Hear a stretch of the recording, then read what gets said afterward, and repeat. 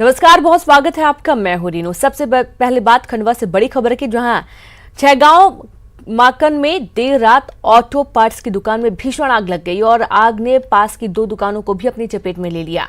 स्थानीय लोगों ने आग को बुझाने की पूरी कोशिश की, लेकिन कामयाबी नहीं मिली। बाद में दमकल टीम को सूचना दी गई।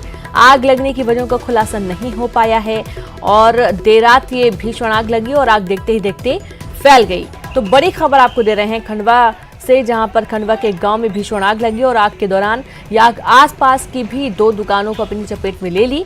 ऑटो पार्ट्स की दुकान बताई जा रही है और इसमें जैसे ही आग लगी आसपास की दुकानों को भी अपनी चपेट में आग ने ले लिया। पहले तो स्थानीय लोगों ने आग को बुझाने की भरसक कोशिश की, पूरी कोशिश की, लेकिन नाकामयाब रहे। दमकल विभाग को सूचना दी गई। मौके पर पहुंची गाड़ी ने कड़ी मशक्कत की आग को बुझाने के लिए। देर रात तक ये आगजनी होती रही और ये तस्वीरें देर रात की आप देखिए, जहां पर बड़ी संख्या में लोग भी कोशिश कर रहे थे आग को बुझाने की, लेकिन नाकामयाब रहे। तो बड़ी खबर है खंडवा की छैगांव माकन में देर रात ऑटो पार्ट्स की दुकान में भीषण आग लग गई और आग लगने से सारा सामान जलकर राख हो गया। लाखों के नुकसान का अनुमान है और जब ये आग लगी तो आसपास की और भी दुकानों को अपनी चपेट में ले लिया और देखते ही देखते आग तेजी से फैल गई। लोगों ने आग को बुझाने की कोशिश की और आप देखिए ऊपर तक लपटें उठ रही हैं और ये आग कैसे लगी है कोई जानकारी नहीं लग पाई है, लेकिन दमकल विभाग ने कड़ी मशक्कत की आग को बुझाने के लिए। बड़ी खबर आपको दे रहे हैं खंडवा से।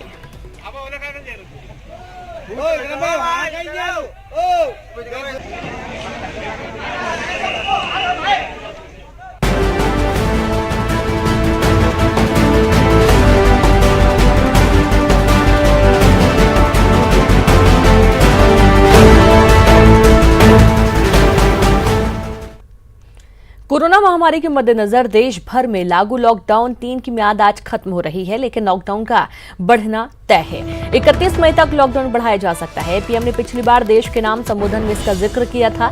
लॉकडाउन 4 में कई तरह की छूट दिए जाने की भी संभावना है। ऑटो रिक्शा और कैब एग्रीगेटरों को शर्तों के साथ इजाजत दी जा सकती है। उन्हें अधिकतम 2 यात्रियों को बैठाने की अनुमति दी जा सकती है।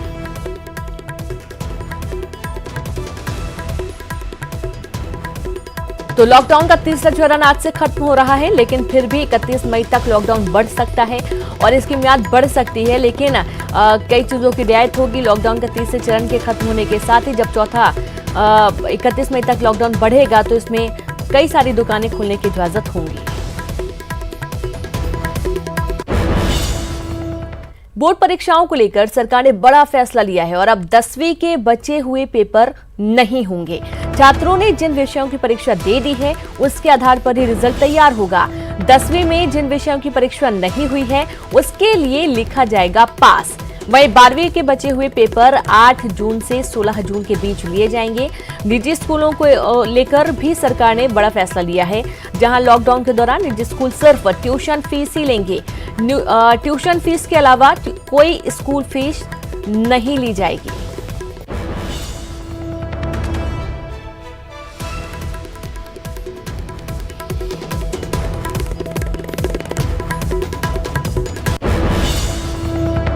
कक्षा 10 की परीक्षाएं जो माध्यमिक शिक्षा मंडल लेता है उसके कई पेपर हो चुके थे। जो शेष बचे पेपर हैं, जो शेष बचे विषय हैं, उनकी परीक्षा अब नहीं ली जाएगी। जिन विषयों की परीक्षा हो चुकी है उन्हीं विषयों के अंक के आधार पर मेरिट लिस्ट घोषित की जाएगी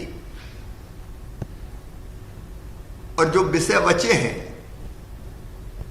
उनके सामने केवल पास लिखा जाएगा। 12वीं की परीक्षा जो माध्यमिक शिक्षा मंडल लेता है, बोर्ड की परीक्षा, वो बच्चों के भविष्य को ध्यान में रखते हुए अत्यंत महत्वपूर्ण होती है, बहुत महत्वपूर्ण होती है। उस परीक्षा के परिणाम बच्चों के भविष्य की दिशा तय करते हैं। इसलिए जरूरी है कि वो परीक्षा पूरी ली जाए। इसलिए 12वीं की परीक्षाओं के जो प्रश्न पत्र शेष रह गए थे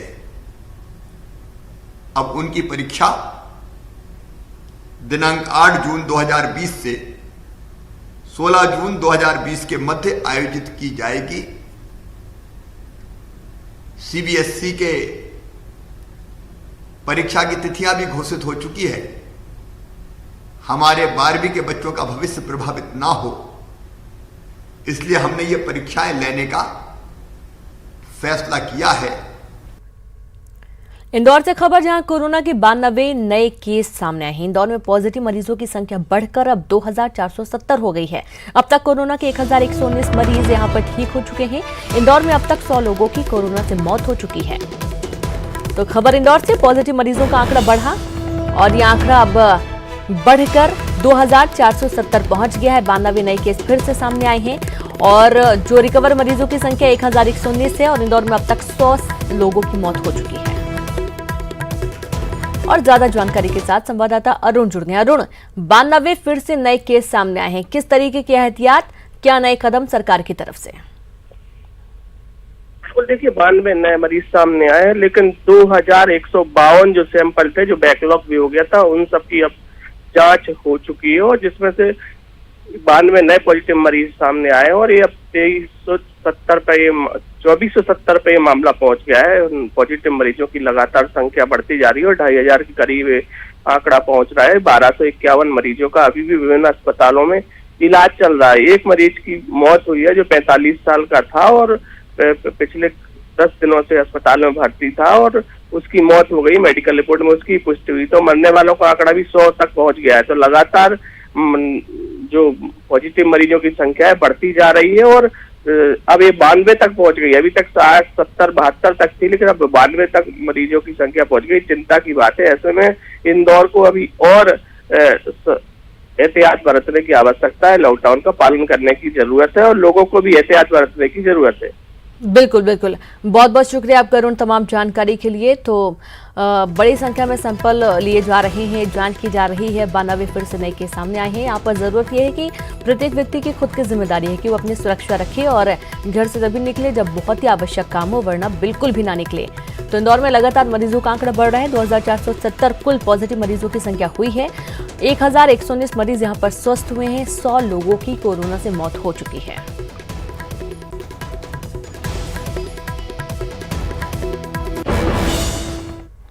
इंदौर से अच्छी खबर भी है। यहां कोरोना के 24 मरीज कल अस्पतालों से डिस्चार्ज किए गए हैं। अरविंदो अस्पताल से 20 मरीज ठीक हुए हैं। एमआरटीबी अस्पताल से 4 मरीज कोरोना से जंग जीतकर स्वस्थ होकर अपने घर के लिए निकले। और आप ये देखिए तस्वीरें, अरविंदो अस्पताल में जब मरीज निकल रहे थे तो उनका उत्साह बढ़ाया गया, ताली बजाकर उनको विदा किया गया। मैं बिल्कुल स्वस्थ होकर अपने घर जा रही हूँ इस कोरोना की लड़ाई से जीतकर।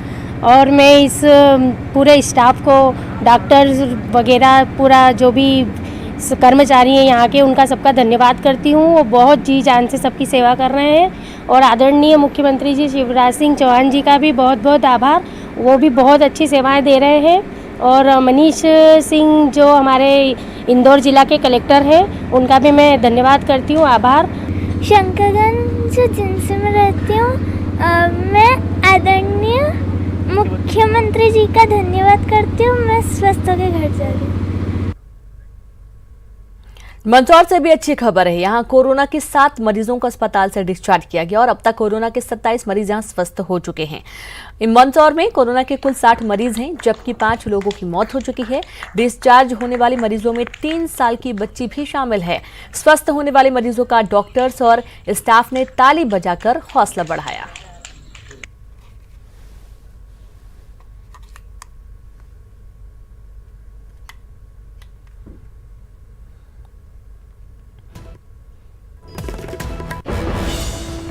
उज्जैन में कोरोना के 33 नए मामले। जिले में अब तक कोरोना के 329 मामले सामने आए हैं। शहर के कई इलाकों में कोरोना के केस देखे गए हैं। तो खबर उज्जैन से है, जहां पर कोरोना के 33 नए मामले फिर से यहां पर देखे गए हैं। जिले में अब तक कोरोना के 329 मामले हो चुके हैं। शहर के कई इलाकों में कोरोना के केस देखे जा रहे हैं और एक बार फिर से नए केसेस सामने आए हैं और इसके चलते 33 मामलों के आने के बाद 329 कोरोना के अब तक पॉजिटिव केस पाए गए हैं। तो शहर के कई इलाकों में ये केस बने हुए हैं हालांकि बहुत अच्छे तरीके से इलाज किया जा रहा है।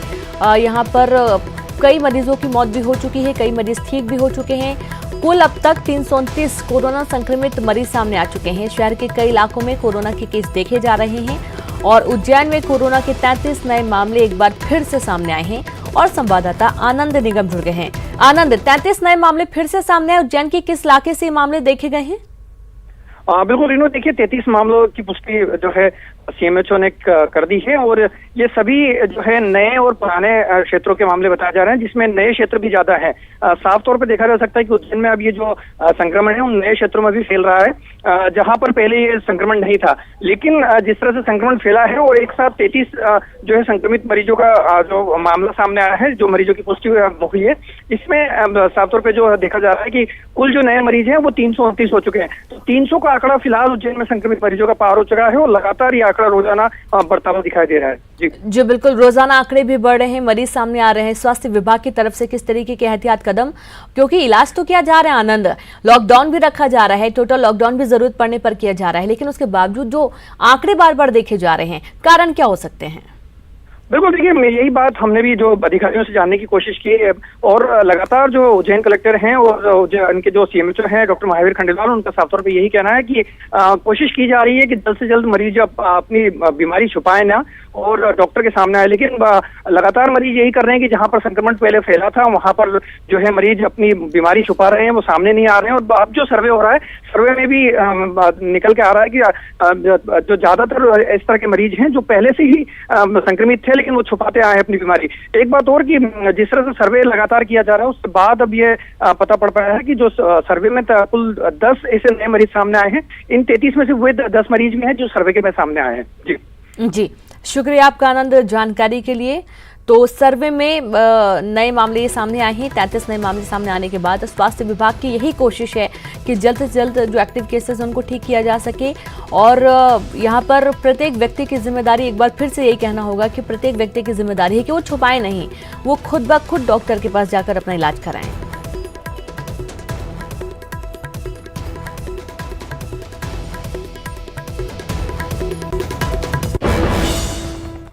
मध्य प्रदेश में कोरोना के 4900 से ज्यादा मामले, प्रदेश में 2400 से ज्यादा लोग स्वस्थ हुए हैं। 248 लोगों की मध्य प्रदेश में मौत हुई है। तो इंदौर में कोरोना के 92 नए केस फिर से सामने आए हैं। उज्जैन में कोरोना के 33 नए पॉजिटिव मामले सामने आए हैं। ग्वालियर में कोरोना के 10 केस नए देखे गए हैं। तो मध्य प्रदेश की स्थिति आपको बता रहे हैं। कोविड-19 केसेस, कुल केस 4953 हैं। एक्टिव केस की संख्या 2275, ठीक हुए 2430 और साथ ही मृत्यु दर 248 पहुंच चुका है। तो ये मध्य प्रदेश की स्थिति है। सबसे ज्यादा जो मामले हैं वो इंदौर में देखे जा रहे हैं और उसके बाद भोपाल का नंबर आता है। 4953 कुल केस मध्य प्रदेश में देखे गए हैं, जिनमें से ज्यादातर ठीक हुए हैं। और वक्त एक ब्रेक का, जल्द हाजिर होंगे।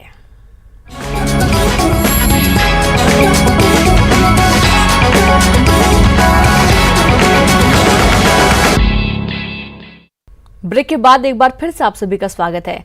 सागर में 40 साल की महिला की रिपोर्ट पॉजिटिव आई है। मरी सागर के सदर की रहने वाली है महिला और महिला के परिवार के 2 लोगों की रिपोर्ट इससे पहले पॉजिटिव आई थी। सागर में एक्टिव मरीज की संख्या 13 हो गई है, तो वहीं 5 संक्रमित मरीज स्वस्थ हो चुके हैं, जबकि जिले में कोरोना के संक्रमित मरीजों की संख्या 19 हो गई है। तो बड़ी खबर आपको दे रहे हैं, सागर में कोरोना का एक और नया मामला सामने आया है। महिला की रिपोर्ट पॉजिटिव आई है और इसके पहले भी महिला के करीबियों की रिपोर्ट पॉजिटिव आई थी। सागर में एक्टिव मरीजों की संख्या अब 13 हो गई है। 5 संक्रमित मरीज स्वस्थ हुए हैं, जबकि जिले में कोरोना के संक्रमित मरीजों की संख्या 19 हो गई है। बीएमसी को वायरोलॉजी लैब से प्राप्त रिपोर्ट के अनुसार एक 40 वर्षीय महिला जो कि सदर निवासी है की रिपोर्ट पॉजिटिव आई है। उक्त महिला का पूर्व में जो 2 भाइयों की पॉजिटिव रिपोर्ट है उनके परिवार से संबंधित है।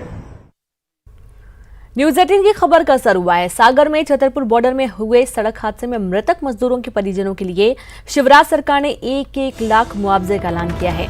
न्यूज 18 के शो जवाब तो देना होगा में बीजेपी के सीनियर लीडर गोपाल भार्गव ने मदद का भरोसा दिलाया था। गोपाल भार्गव ने शो के बाद सीएम शिवराज से बात की और उसके बाद सीएम ने मुआवजे का ऐलान किया। हादसे में मरने वाले मजदूर यूपी के रहने वाले हैं और आपको सुनाते हैं गोपाल भार्गव ने शो के दौरान क्या कुछ कहा था।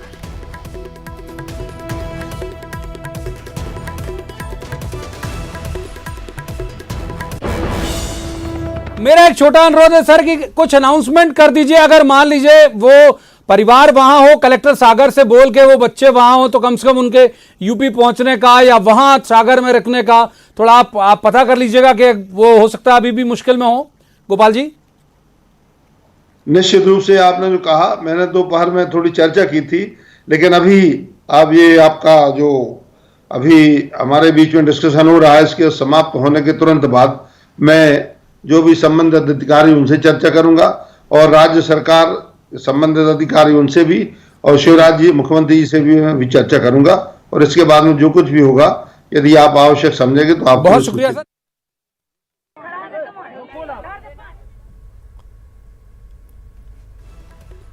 तो साथ ही बीजेपी नेता गोपाल भार्गव जी खुद इस वक्त जुड़े हुए हैं। गोपाल जी, कल खास हमारे डिबेट में आपने ये कहा था कि आप इस बैठक के तुरंत बाद सीएम से बात करेंगे और तुरंत मुआवजे का ऐलान करवाएंगे और कहीं ना कहीं ये देखा जा रहा है कि बहुत तत्परता आपने दिखाई है इस पर। किस तरीके की राहत अभी दी जा रही है बाकी लोगों को सर? इसमें ऐसा है जैसे कल मुझे जानकारी मिली थी और आपके चैनल पे भी मेरी परिचर्चा जो हुई थी उस दौरान मैंने कहा था कि जो मजदूर बॉम्बे से सिद्धार्थनगर उत्तर प्रदेश जा रहे थे, रास्ते में सागर से छतरपुर के बीच में उनका ट्रक दुर्घटनाग्रस्त हो गया, 6 लोगों की मृत्यु हो गई है जी, दर्जनों लोग घायल हैं। इसके संबंध में मैंने संभागीय कमिश्नर के साथ में और चर्चा की। चीफ सेक्रेटरी इकबाल सिंह जी है, उनको ही बताया था मैंने कल शाम को जी, और फिर उसके बाद मैंने सीएम शिवराज जी को ही बताया।